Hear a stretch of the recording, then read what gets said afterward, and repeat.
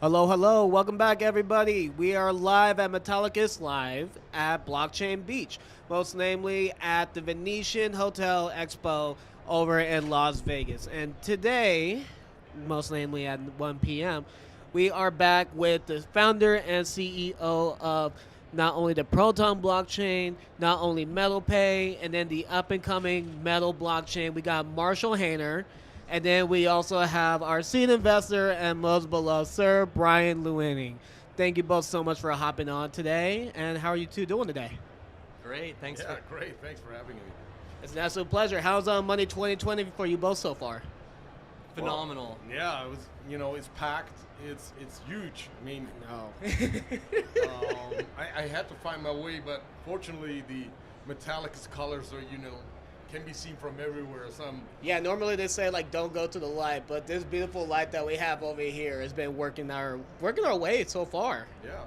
I was telling Brian when we just got on, before we turned on live, this space just keeps expanding every year. There was like smaller little connections lounges and stuff like that, and now they're like, that's like this little, they've been shrunk to nothing because it's all vendors. The space is exploding. Yeah.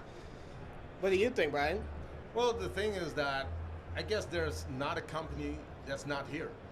So it's like the whole industry is here, from startup companies, in scale-up stage, growth stage, until major corporations. Right. And they're all involved in the same kind of industry. That is interesting. So you don't have a mix of vendors and companies. No, it's all focused on financial sector. And that makes it so phenomenal. That's awesome. Now, out of curiosity, and this is a question for you both, like, how many Money 2020s has it been so far for you both? So this is my 7th Money 2020. Actually, no, 6th, because in the year 2020, which is quite ironic, there was no Money 2020 because of COVID. And this is my third. Yeah. Nice. Now, has it been in Las Vegas, or have you been at the other events such as like Amsterdam and everything like that? Well, twice Amsterdam, once Vegas. Yeah. Awesome. I had my first Amsterdam experience just earlier this year, where I was hanging out with Brian and the team. But it was great. I missed the team has been here 2 years to Amsterdam previously, or the Money 2020 EU previously, but I loved it. I thought it was great to mingle in the European fintech scene, and it's just a different kind of vibe than it is here, which I feel like it's a little bit smaller, but it feels like Money 2020 in like 2017 or 2016, but it's still just as much energy. It's just it's a smaller venue, but it's great. Well, the great thing is that if you see the evolution coming from what we now call traditional finance, right? Which is just a classic, what you have. And that really evolved to including crypto. And if you look at, well, especially in Europe, you see like crypto is dominating, right? And that is kind of the way we want to go forward. And I know that recently in the last year, crypto took a bust because some companies who, well, I don't want to offend anyone, but they were in for the quick money, I say. That kind of put some kind of smut on the crypto kind of definition. So I'm happy to see that real people in the business, they keep pushing forward, keep developing. This is the future. I mean, the future already started, but we're heading there. There is not a bank in the world that's not looking into blockchain, into crypto. You cannot deny it anymore. And even if you try to buy time, because this is what's happening, right? Governments and traditional companies are buying time to get there. They're not ready yet. They might have realized on time, but they didn't know how, right? The products were not there, the solutions were not there, the platforms were not there. So they try to extend until they are there, right? And this is what's happening. We've seen it like 20 years ago, same thing happened quite with the internet coming. So we see this now in this space. So I'm not to promote the company, but hey, we'll take it either way. I appreciate that. Anything you've been noticing, Marshall? Yeah, it's about, I feel like there was a lot of faking it until you make it kind of attitude, and it's dangerous if you don't have transparency, if you don't have accountability, you don't have scalable systems, right? When we look at kind of like the crypto lending explosion that happened, Yep. it was CeFi that was marketed as DeFi, moving at 1,000,000 miles per hour, expensive, flashy marketing for things that really weren't ready to scale at that size yet. And the whole point of crypto in the first place is the transparency and the open nature of it. So why can't we have those things on the blockchain?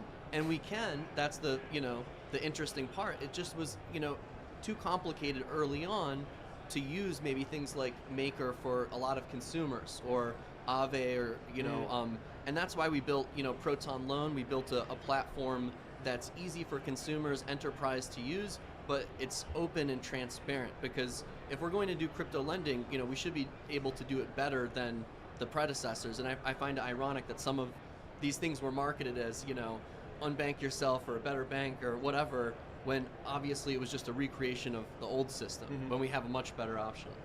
I love it. I love it.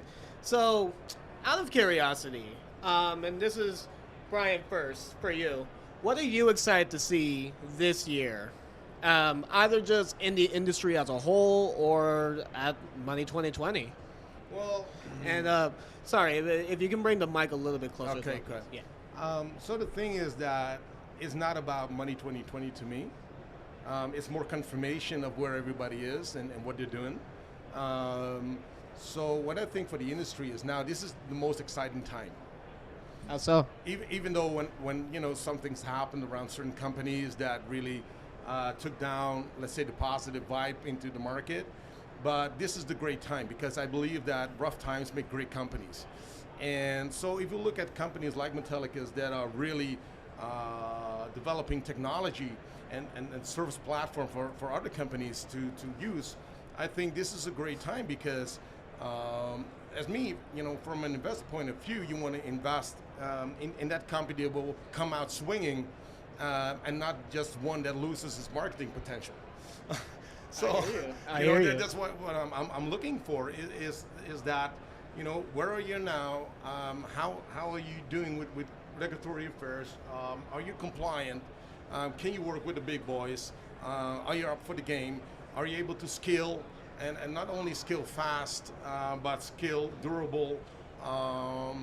So all of that interconnection of all of the things that go along, how you're approaching, let's say the seamless experience for customers, right? Because that's an important one too. We got used to having, especially on exchanges, we got used to having like a Coinbase out there, which is like 1, 2, 3, right? Very easy. If you go to some Korean exchange, you're like, what the, right? I don't know how to use this. So Binance is like the combination between those two. So we learn, right? Because we're so early in this market. Some people think we're already there yet. We're not there yet. We're just testing, getting there, developing stuff. I seen, so Marshall showed me the new DAX, and I'm lit, right? Yeah? Because, well, the thing is that it's continuous development, and you can learn from what we've done. And we're so early in this market that all of that learning got to be applied. If you look back, right?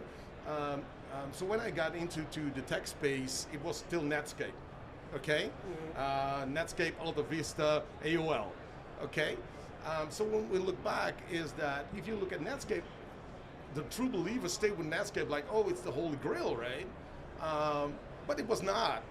It was a lot of emotion around it. Why Netscape was so beautiful and good, because they were like early on, right? But if you look at it now, you're like, yeah, that one was that.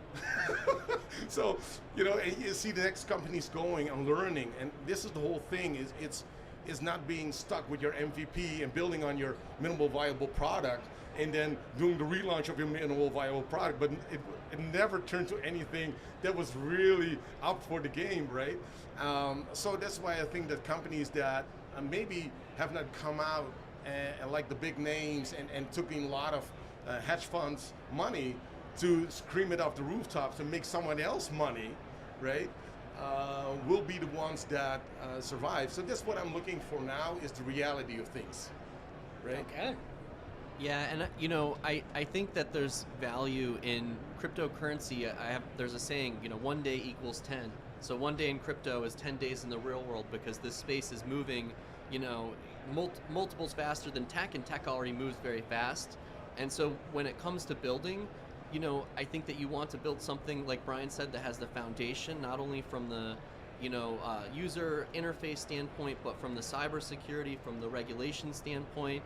And there was a lot of cutting corners because in the earlier days of crypto and even up until this year, there were a lot of cutting corners because everybody's trying to be hyper competitive in a space that's moving so fast.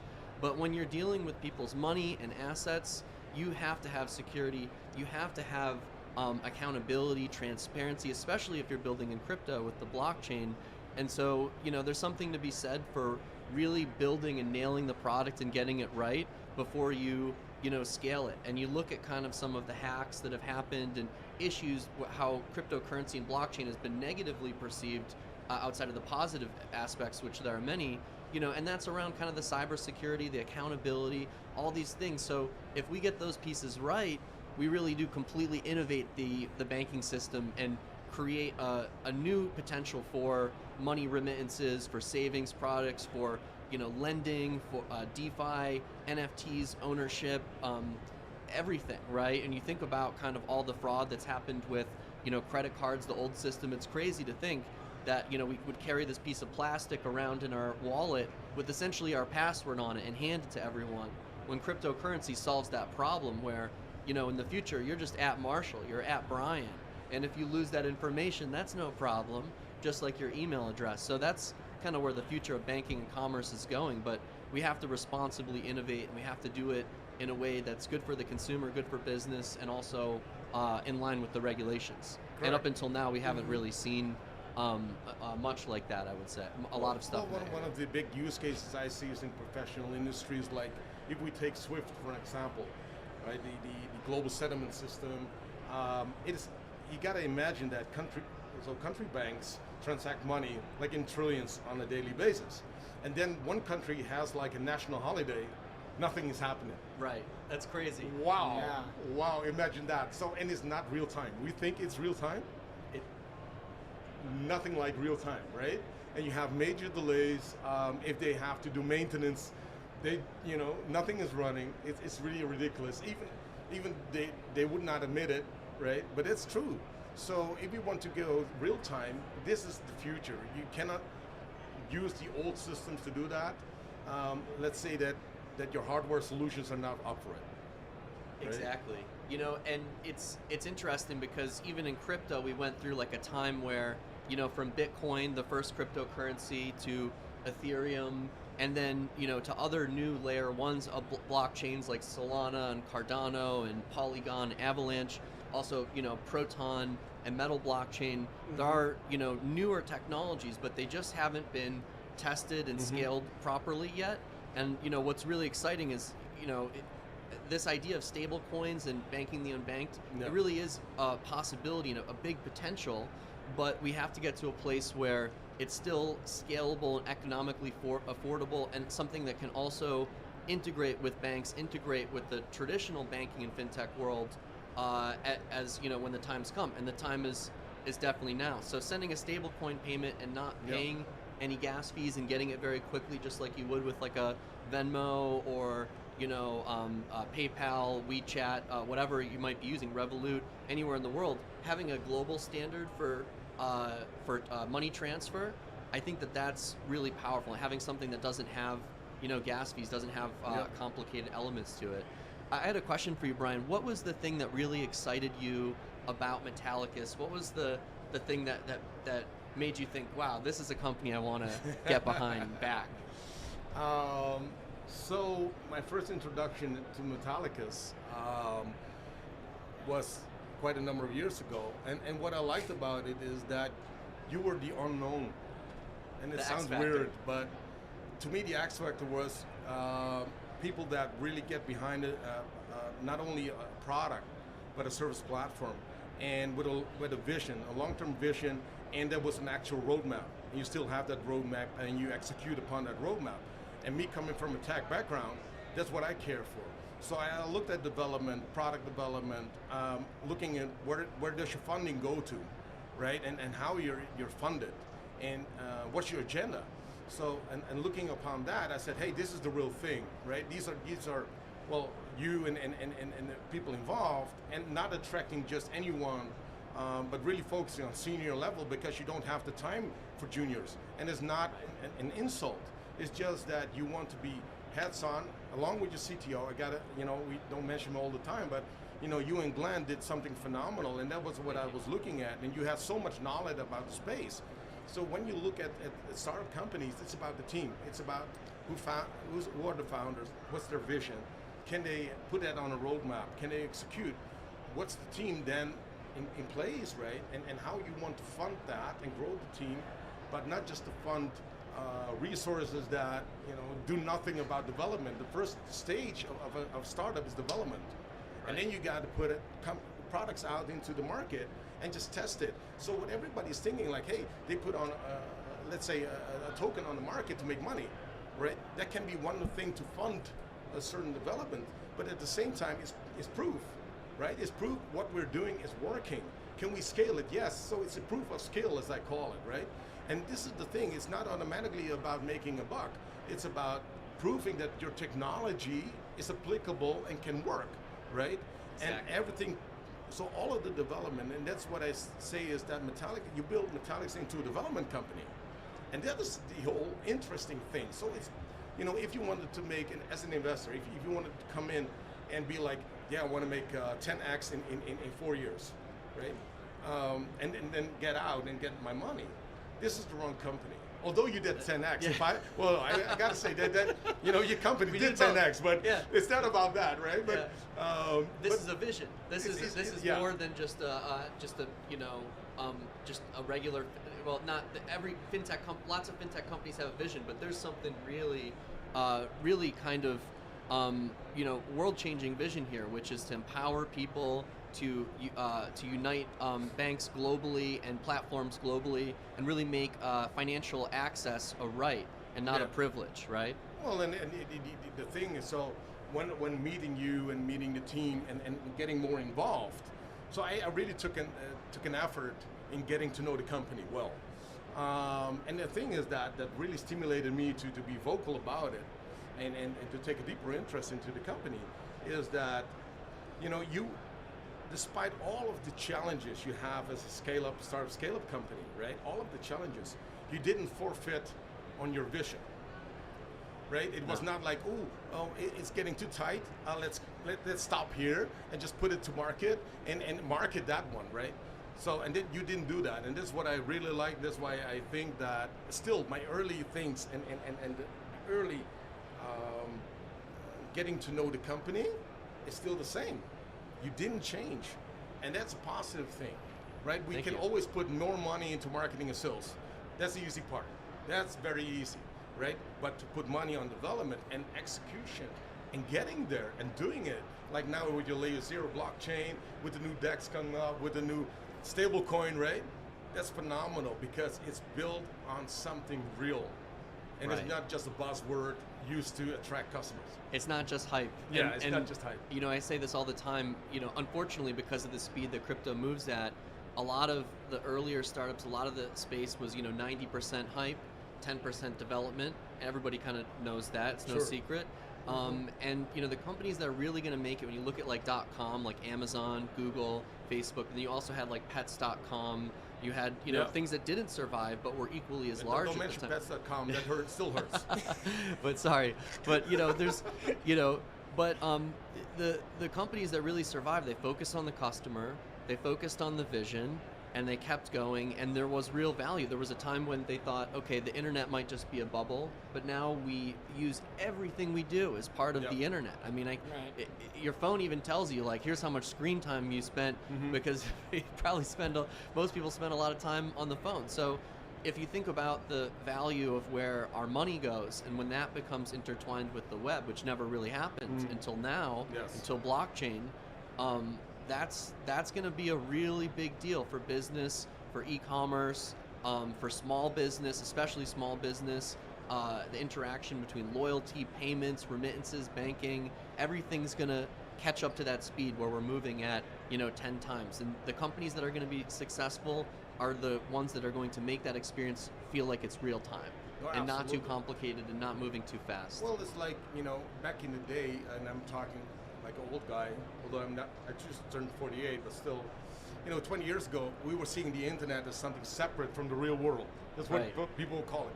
The real world, and you got internet, right? Yeah, so IRL. Yeah. So today, every company is a tech company. None excluded. Even you, right. Right, So, even if you're selling, shoes, whatever. It doesn't matter. Yes, you're a tech company. So in a few years, every company will be a blockchain company. If you're not a blockchain crypto company, you won't be in the market. You have nothing to offer. You're not a tech company. No, you're not a tech company. You're done. It's very simple. You might have still an SME company that sells a little bit, have your regular customers, but you won't have a company that's able to scale. Right. And getting plugged into the financial web, it'll be like getting plugged into the web of data, the web of information, right? So you want to, in the future, you want to be plugged into the web. The good news is that we're so early, and it's just at the very beginning. If you're looking at this technology as a tech company, then you're on the right track. And there's a reason why all the largest tech companies, and I've been saying this before these companies were doing this, but I was saying, look, Facebook's going to have blockchain technology, and they might have stopped it now. It'll be back. And Google, Salesforce, Oracle. If you look like 20 years ago, there was this company called PayPal. Right? I've heard of them before. Yeah, you heard of them. I think I've heard of them. They were into micropayments. That is this concept of micropayments. So I got to know them 20 years ago on micropayments. And I was working for a founder who was one of the largest founding companies in the world on media. And he didn't believe in micropayments. Well, he passed away, and I must say I still honor his name, but how wrong he was, right?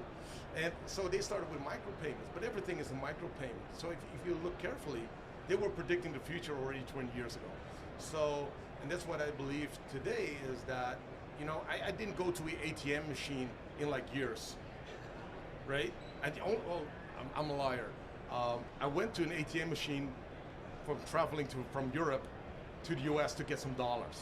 Right, because we're in Vegas. But yeah, because but soon it'll all be stable coins. I've seen Bitcoin ATMs, and I saw somebody sent me I think it was, I forgot which casino it was, had a crypto deposit for your chips. Yeah. Wow. So so cash is out. Let's be honest, right?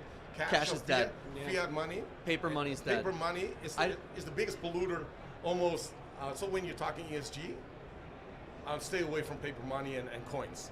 I think it's really crazy over the past 2 years in this post-COVID world. Things changed so much, and we, when you used to go to like a restaurant, it would be normal that you might pay in cash, or you might have some cash on you. Right. But then as things changed with the post-COVID environment, everything went tap to pay. Yeah. Don't touch anything. I don't want to, we don't want to shake hands. We'll elbow bump or whatever, right? And then, things have lightened up and things have changed. We're not wearing masks right now or whatever. I see a lot of people not wearing masks, but COVID's still real. It's happening. But that changed the e-commerce, the economy, the way we think about money. And I used to carry around like a little billfold with like $100, $200, just some petty cash.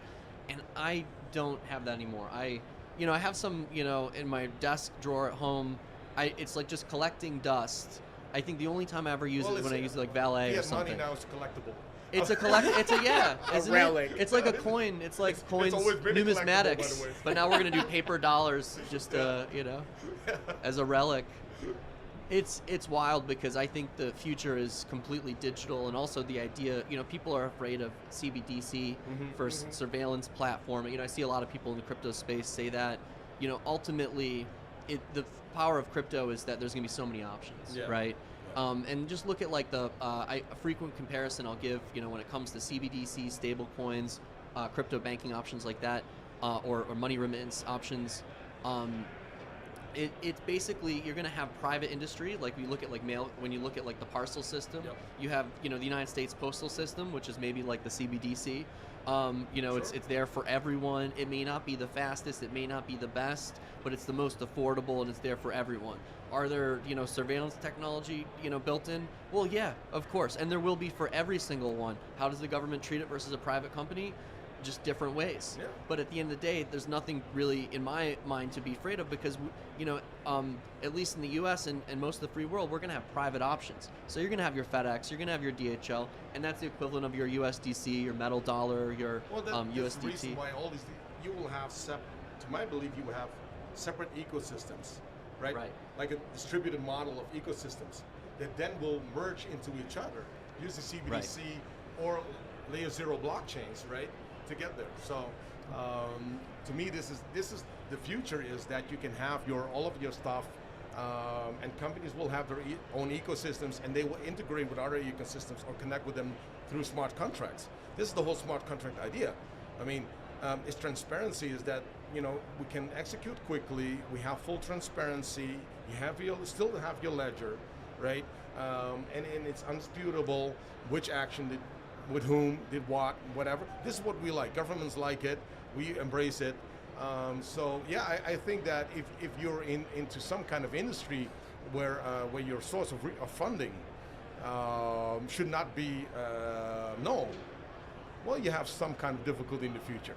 And that's not a bad thing. I don't think that's a bad thing. I think people. I've heard people say, I don't want to see crypto regulated from kind of like the early standpoint or things like that.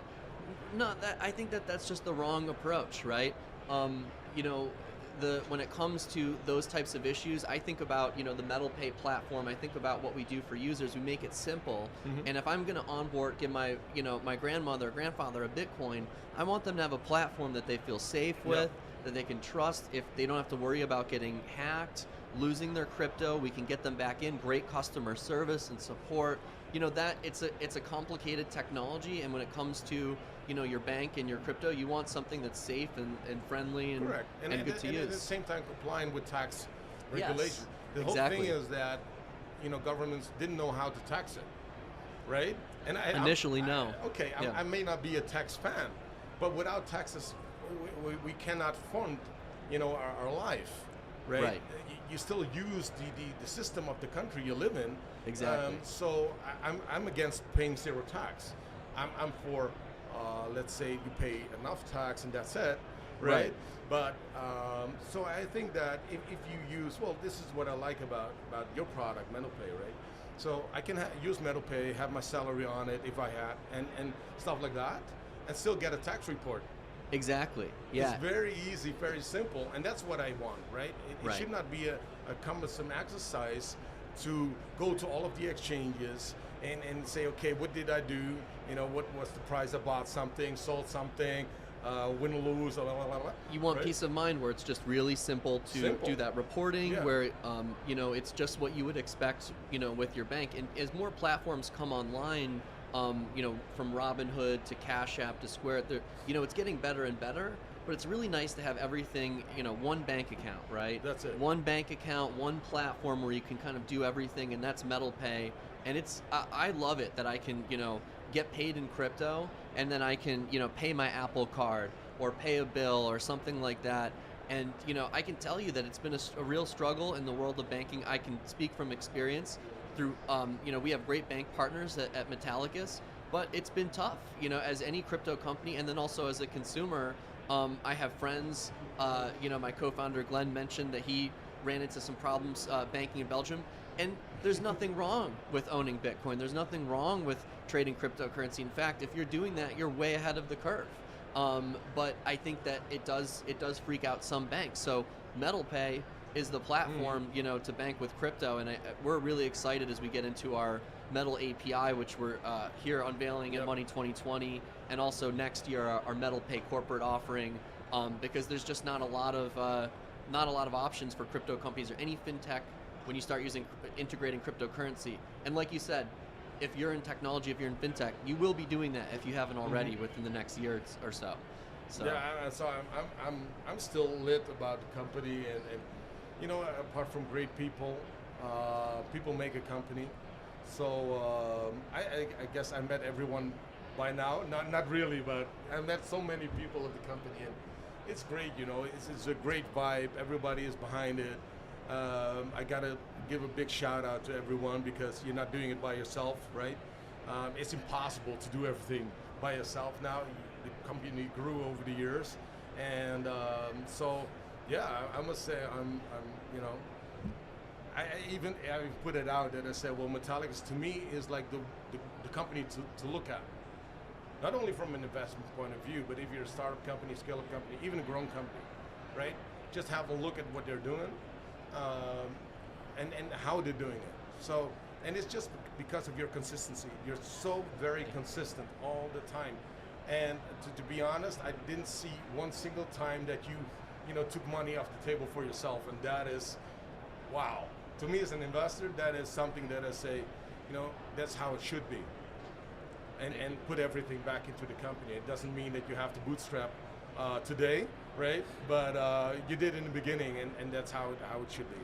Yeah, I'm a big believer in prove things first, ship things, get them out there, and this is thank you for all the compliments and saying that, because we really are big believers in the vision at Metallicus of empowering people, creating a global digital financial network. And the team, we really, it feels like more than just a business, a company. It's like we're on a mission together to create a better platform. We in over how many years has the banking system existed? Yeah. When have we had this opportunity to do something like this? And I think, and that thing is to give everyone access to merge the internet and banking and fintech together. And really, it's been a long road to get here, but I feel that blockchain is that connective tissue that connects everything. And so it's just an honor to be here with you on the podcast, and Eric is the host. No, it's it's an honor cool. being on here, honestly. That's awesome. That's awesome. I just wanted to just sit here and just watch you two talk. It was amazing. Awesome. I got one last question, and we talked about this a little bit more so early on. You mentioned, Marshall, about certain banking sectors being afraid of crypto, and then what you mentioned earlier, Brian, was about learning and education. Why is education so important? Education is important because it takes away fear. The thing is that the human, by nature, has known fear for as long as we exist, right?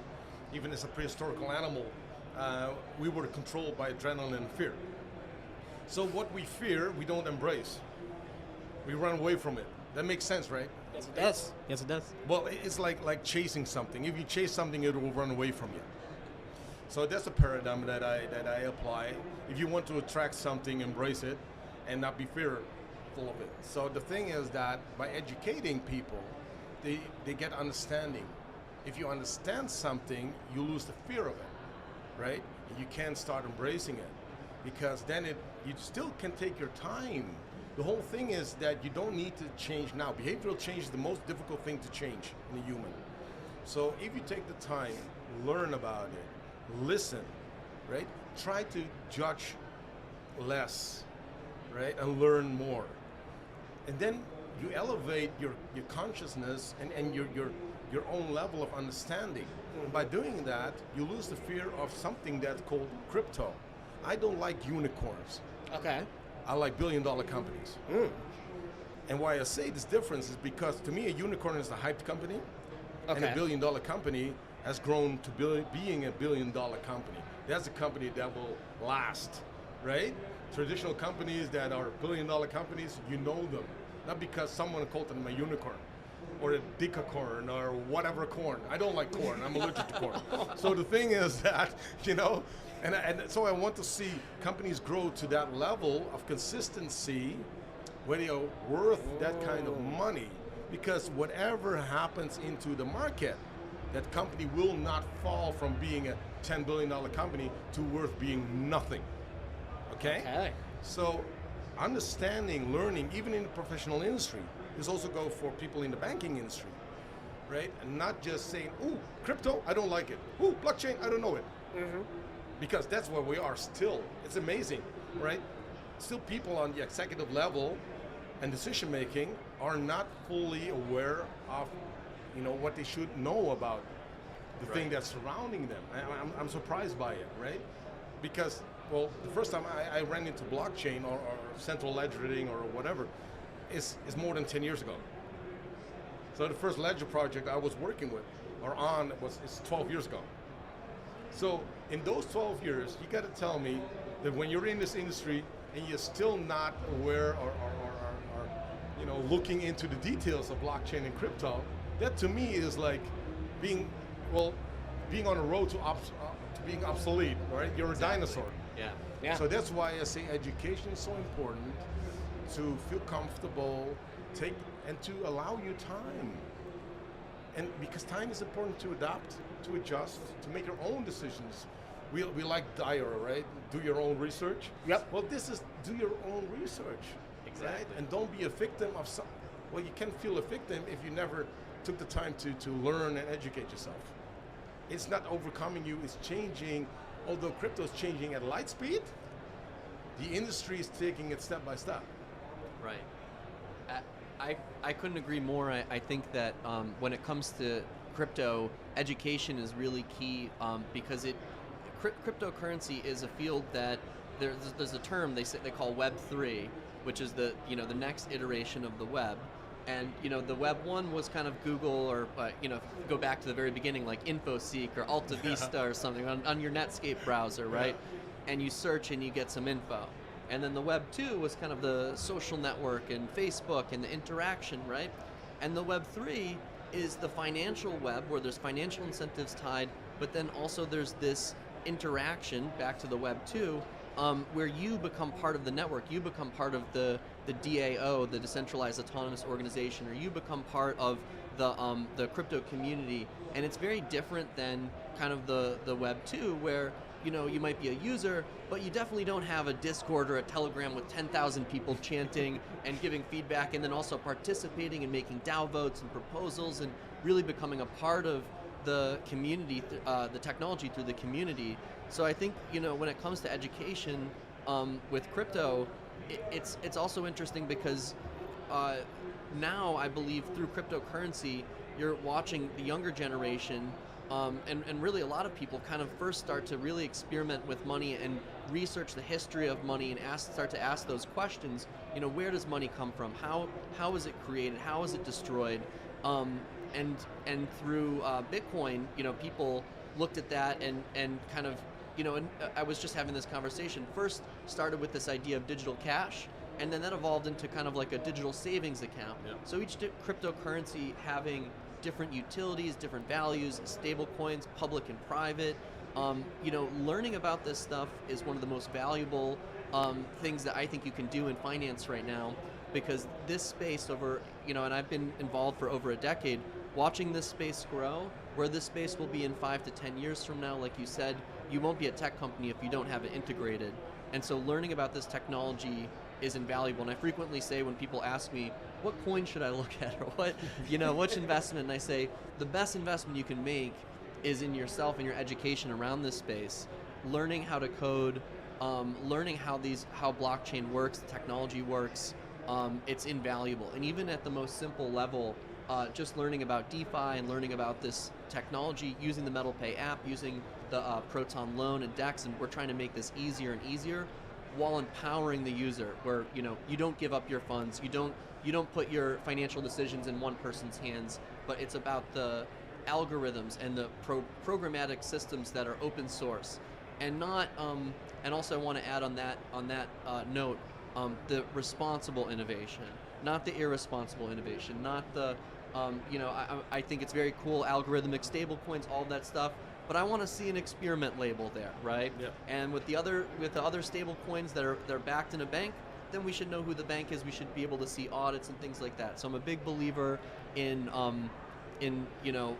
where we're going with that, and also I think when it comes to the education, understanding how all that works. And so yeah. The thing is that when you look at banks, right, we all use a bank, but if there's one institute that is totally not transparent, it's your bank. And because you put savings in the bank and they do something with it and then you get no return, how can that be, right? It's like that South Park episode where he deposits his money in and types a little bit and says, oh, and it's gone, Yes. right? So that's the thing. So it's understanding, learning, and what I want to tell people is that if you're new to let's say the crypto space, right? Just take $100. You don't need a lot of money. Just take $100. If you don't have $100, take $10, right? And start learning. I would say start playing, right? Make it. I am a big believer in gamification, right? So and attack as an entertainment industry. So the thing is that apply some money, just are prepared to lose it. Just do 100 and just play with it. Go back and forth, learn about it, read about it. Why is something happening? And I know it doesn't make all sense, right? Because why is my token going down or my coin going down, right? They're not always logical algorithms that you can understand why it's happening, because it takes a lot more investment in time to understand it. But at least you can get comfortable with crypto, right? With exchanges. Hey, this exchange does that exchange does that. Why I'm not paying gas fees here? Why I'm paying gas fees there? What is a bridge? What about security connected to bridges, right? Why do these exchanges got hacked? What is insider threat? So I'm high on cybersecurity as well, but the thing is that by understanding these things, you can understand in the future, in the nearby future, the next development and why we're getting away from those kind of bridges and why we're interconnecting the blockchains and what we're doing on smart contracts, and understanding that in time you will see yourself as a node. You're a data node and a financial node, and you are on the blockchain as a person. It is not your avatar, it's you, right? Exactly. And you can transact your data, you can transact your privacy. You're in charge. And this is the whole point, is to feel in charge of whatever you do and whoever you are. And this is what the future of blockchain is that it's no longer a virtual world, but it's you in this world. Exactly, tying your real identity and also your virtual identity, what they call the NFT profile picture, which Yes. we've seen appear on Twitter and things like that. But that's the really cool part of cryptocurrency, is that when you start interacting with brands, you start interacting with different companies. You may earn loyalty, or you may have some identity that's with a certain sports team or a certain brand or company that you like. And it's really cool to have that kind of gamification, like you said, right? And I think that's where it's going. And I'd much rather be a part of that world than the targeted ad world. No offense to people in the targeted ad world, but I'd much rather subscribe and choose what I want to be a part of, and then be rewarded for that, than have it surveilled upon me and then forced upon me in some sort of ad or something. You have to scroll down, a whole list of things. And then say, no, I don't agree. But the thing is that this is privacy, right? So you cannot, you're allowed to not agree. But if you don't agree, you cannot use the service. Hey, wait a minute. This is not right. Because if I don't agree, it just means that I don't allow you to use my data for external resources, but I still want to use the application. Right. We're not taking KYC, we're not taking AML. We're talking about standard stuff, right? But if I don't agree, I'm not allowed entrance. How can this be? And that is not right. So this is the thing that I would like to see changed, is that you can use anything. But I don't agree being used or misused or abused, let's say, right? And because that's still something that I see apart from KYC and AML. Yeah, and that's the cool part about Web3, right? I think in the future, you look at a lot of media companies and how they've transformed. I really feel over the past few years, when I go to a different publication, I get hit with you have to subscribe, or they want to have me subscribe. And so back to the micro payments, like you said, that content, the ability to kind of not have to enter my card or worry about getting recurring billing or something, and to have that identity that I might be I might be a fox on the blockchain, or I might be something like that, but then I can decide when I opt in. I choose the communities that I'm a part of, and back to the publishing content, I'd much rather pay $1 for an article and not have any sort of connection that can draw from my bank account, versus maybe subscribe to something. I think that's kind of the future of content of the web too, right? Is kind of that micro content and stuff like that. Well, at the same time, we got to protect the innocent, I always say, right? We also have a responsibility. In this space, we have a responsibility and accountability. Because, to be frank, most people don't understand what's happening. And still don't, even in Web 2. So people don't know, they're just consumers, right? But we have to protect the consumer as well. So that means that if they enter into the space should be safe for them to use, even if they're not knowledgeable, even if they don't have the capacity to fully grasp what is going on, right? So we have to create also with content and stuff like that, is that they can enter and not automatically are lured into the next thing, which automatically leads to having to accept a loan, and I'm putting it that way, to having to accept a loan, because the world is driven by FOMO. Right? So that's a whole other thing. But what I like about, the companies like yours, is that you really inform the clients and people using it, and you can get so much information, can read all about it, right? And if you don't know, you just call customer service, and they will pick up the phone, right? And we have a different vibe for customer service at Metallicus too, right? We view it very differently, that you don't have to just have a problem with your app to contact our customer service. If you want to know about Bitcoin, or how, back to the education piece, if you have a question that, think of, the Metal Pay customer service and customer service in the Metallicus ecosystem, it's not just there to solve your problem immediately in the app. We can really help you navigate your crypto journey, and we're really trying to create that future vision custom tailored platform around education, around ease of use. I love the vision of kind of how like Apple products made it so easy to use. Yep. And when you look at kind of crypto, like you said, we have that responsibility to make it easy, that in a way that people don't lose access to their crypto, they don't get hacked, they have a great experience, and you want to have something that's rewarding, right? And I think that's what we've built with the Metal platform and ecosystem, and it's really cool to be here at Money 2020 presenting about it. We can talk about this for hours, and we've done that already. But no, really, because the thing is that we're in this space together. This is frankly the whole point. That's why we're here at Money 2020, because we're in this space together, right? None excluded, and that's why you need to talk to each other and exchange ideas and visions and how you look at things and experience. And only by doing that, we're talking about competition. But to be very honest, the world is too big for competition. We connect with each other, we work together, even if it don't may seem that we're really competing, but there's enough space for everyone. And it's good, so certain competition is good to